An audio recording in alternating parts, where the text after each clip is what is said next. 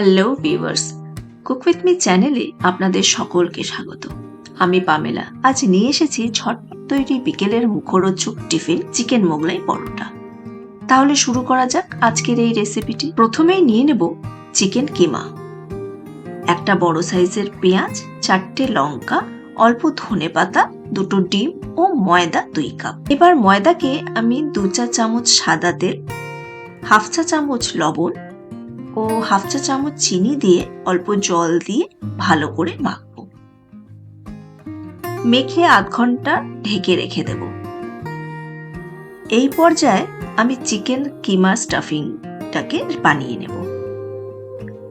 ওভেনে প্যান চাপিয়ে প্রিহিট করে তাতে দিয়ে দেব অল্প রিফাইন অয়েল।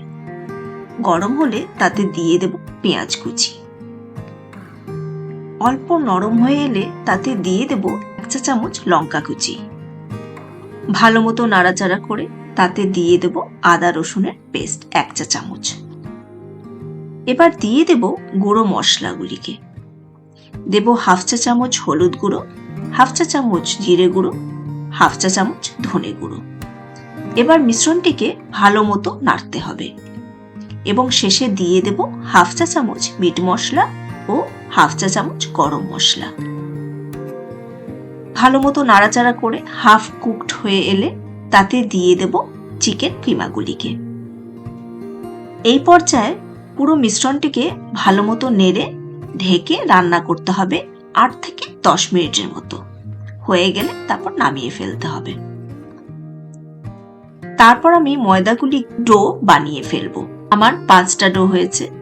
এবার আমি স্ল্যাবে ডোগুলিকে বেলে নেব তেল দিয়ে। বেলা হলে তাতে আমি প্রথমে ডিম দিয়ে স্প্রেড করে নেব। তারপর দেব চিকেন কিমাগুলিকে। তার উপরে দিয়ে দেব অল্প ধনেপাতা কুচি। এবার দেব পেঁয়াজ কুচিগুলিকেও। অল্প ডিম দিয়ে পরোটাকে ভালো করে ভাজ করে নেব।